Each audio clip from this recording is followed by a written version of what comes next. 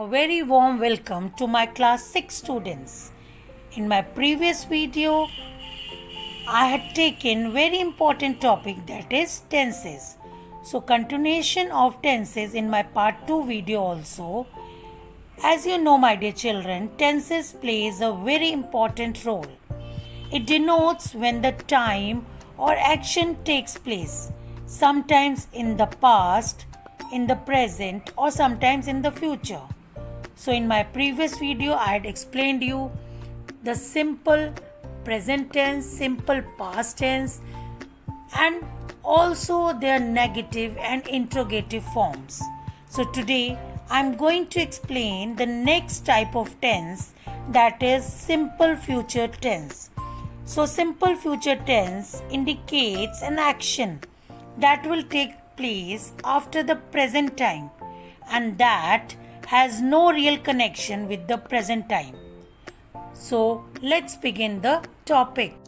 Now I will continue with the future tense. So what is a future tense? When a verb is used to show that an action will take place in future, it is called future tense, means the action hasn't happened yet. We use will with the verb like will prepare, will clap, will listen, will paint, will fix, will color. Now these are some of the examples of simple future tense given in your English grammar textbook. I shall go to Lucknow tomorrow. He will come here on Sunday. These both examples expresses the future action or event, means it has not happened yet. Now here you can see we have used shall and will with the pronouns I and we. First person we use in the singular form I will, I shall, and in the plural form we will, we shall. Here are some of the examples. I shall see you in London. We will water the plants every day while you are away. I will go for morning walks from next week. Here week spelling is wrong, you can correct it. We shall miss you when you leave. So these are the examples of singular and plural. Now I will explain you negative sentences forms in the simple future tense. We use not after shall or will. Here are some of the examples. I shall not see you in London. We will not be able to water the plants every day. I will not go for morning walks from next week. So here for the negative sentences forms, we have used after shall not.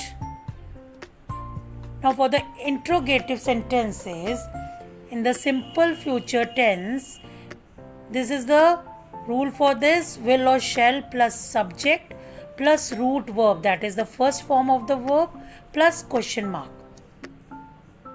In this example you can see shall we meet in London. So shall we have used, then the subject we, then first form of the verb, that is meet, and then at last question mark. Question mark is the main identification for the interrogative sentences.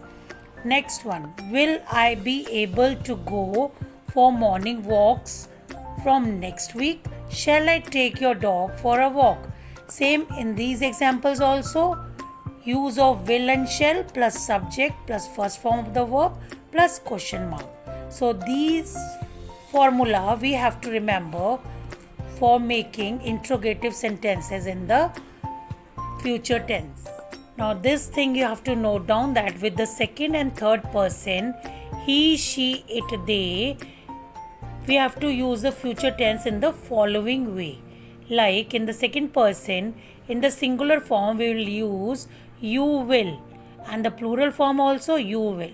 With the third person he will, plural form also he will. She will, she will. It will, and in the plural form they will.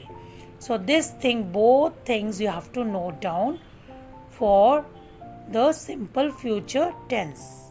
I am going to explain you the exercises of lesson number 19, simple future tense. This is exercise number 1. Fill in the blanks with simple future tense of the verb given in the bracket.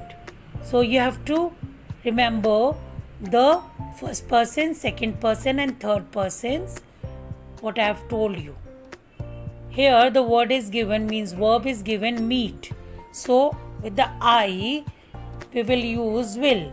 I will meet you at station tomorrow. Second, all of us, get. So all. So here we will use will get. So all of us will get our exam results in May. Now question number 3, 4, 5 you will do yourself. Verbs are given in the bracket. You will add will or shall with the given verbs. Now exercise number 2, rewrite the following sentences in both negative and interrogative form. So these 1 to 20 sentences we have to change in both, that is negative and interrogative forms. First one, plants will die without water. For the negative sentences we will add not after will. So plants will not die without water. And for the interrogative sentences, this is the pattern, shall or will plus subject plus first form of the verb plus question mark. So this sentence we will rewrite in the interrogative form. It will be like that. Will the plants die without water? Second, we shall come and play again tomorrow. So for the negative sentence we will add we shall not come and play again tomorrow. And for the interrogative, shall we come and play again tomorrow? Third example, she will be able to finish her work by next week. So for the negative, she will not be able to finish her work by next week. For the interrogative, will she be able to finish her work by next week? Now question number 4, they will be back for dinner. For the negative, they will not be back for dinner. And for the interrogative, will they be back for dinner? Fifth question, he will remember to lock the door. For the negative, he will not remember to lock the door. And for the interrogative, will he remember to lock the door? Question mark. This sentence will totally be changed because we will use the pronoun. We will begin the sentence with the pronoun. So go to sleep after dinner. So he will not go to sleep after dinner. So we have added the pronoun. And for the interrogative, will he go to sleep after dinner? Question mark. She is making too much noise. For the negative, she is not making too much noise. And for the interrogative, is she making too much noise? Question mark. So my dear students, rest of the questions try to do yourself, then check it from the answers which I will share with you in the group. So my dear students, I had explained you today simple future tense, their negative and interrogative forms. And this was all about the tenses in my part 2 video.